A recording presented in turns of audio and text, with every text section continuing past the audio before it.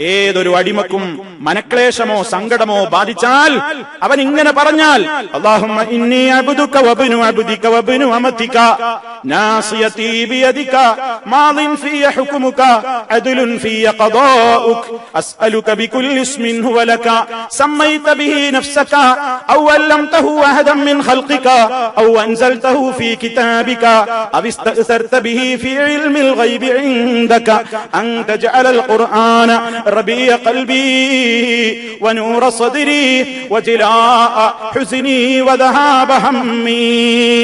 ഈ പ്രാർത്ഥന ആരെങ്കിലും പറഞ്ഞാൽ ഇല്ലാ അദ്ഹബല്ലാഹു ഹമ്മഹു വഹുസ്നഹു, അവന്റെ ദുഃഖവും മനക്ലേശവും ഒക്കെ അല്ലാഹു അങ്ങ് നീക്കിക്കളയാതിരിക്കില്ല.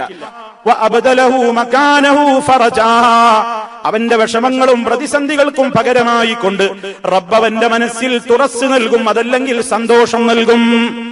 ഖീല, ചോദിക്കപ്പെട്ടു, അല്ലാഹുവിന്റെ റസൂലിനോട് ചോദിക്കപ്പെട്ടു, യാ റസൂലല്ലാഹ്, അല്ലാഹുവിന്റെ റസൂലേ, അലാ നതഅല്ലമുഹാ, ഞങ്ങളിത് പഠിക്കണ്ടേ, ഇത് ഞങ്ങൾ പഠിക്കണല്ലോ എങ്കിൽ. ഫഖാല, നബി സല്ലല്ലാഹു അലൈഹി വസല്ലം പറഞ്ഞു, ബല, അതെ, യംബഗി ലിമൻ സമിഅഹാ അൻ യതഅല്ലമഹാ, കേട്ടവരെ മുഴുവനും അത് പഠിക്കൽ അനിവാര്യമാണ്.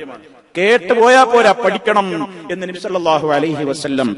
നബി സല്ലല്ലാഹു അലൈഹി വസല്ലം ആ പഠിപ്പിക്കുന്നത് നിനക്ക് വിഷമുണ്ടോ, പ്രയാസമുണ്ടോ? ഇങ്ങനെ പറഞ്ഞു, അല്ലാഹുവേ, ഞാൻ നിന്റെ അടിമയാണ്, അടിമയുടെ പുത്രനാണ്, അടിമയുടെ ദാസിയുടെ പുത്രനാണ്, എന്റെ എല്ലാ കാര്യങ്ങളും നിന്റെ കയ്യിലാണ്, എന്നിൽ നീയാണ് കാര്യങ്ങളൊക്കെ വിധിക്കുന്നത്, എന്റെ വിധി എന്നിൽ കഴിഞ്ഞു പോയിട്ടുണ്ട്, നീ എന്റെ കാര്യത്തിൽ എന്തൊന്ന് വിധിച്ചാലും അത് നീതി മാത്രമാണ്, എനിക്ക് പരിഭവമില്ല റബ്ബേ. അദ്ലുൻ ഫിയ ഖദാഉക, നിന്റെ തീരുമാനങ്ങളൊക്കെ എന്നിൽ നീതിപൂർവമാണെന്ന് ഞാൻ ഉറച്ചു വിശ്വസിക്കുന്നു.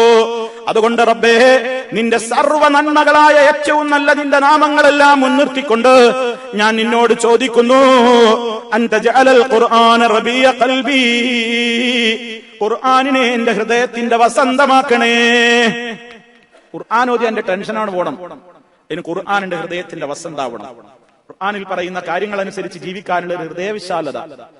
റബീഅ ഖൽബി വനൂറ സദ്രി, എന്റെ നെഞ്ചകത്തിന്റെ പ്രകാശം ഖുർആനാകണം.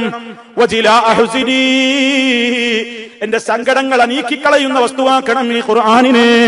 വദഹാബ ഹമ്മി, എന്റെ മനക്ലേശങ്ങളെ നീക്കിക്കളയുന്ന നിലക്ക് ഖുർആനാകുന്ന ആ വലിയ പ്രകാശത്തെ നീ എന്റെ ഹൃദയത്തിലേക്ക് സന്നിവേശിപ്പിച്ചു തരണം. ഇതാര് തേടിയാലും അള്ളാഹു അവന്റെ സങ്കടങ്ങളെ നീക്കിയിട്ട് അവന് പകരം സന്തോഷവും അതുപോലെ തന്നെ അവന് ഹൃദയത്തിൽ വലിയ ഏറ്റവും സുരക്ഷിതത്വവും പ്രദാനം ചെയ്യാതിരിക്കില്ല. ഇത് കേട്ടപ്പോഴാ സ്വഹാബത്ത് ചോദിച്ചു, എന്നാ പിന്നെ ഇത് പഠിക്കണല്ലോ.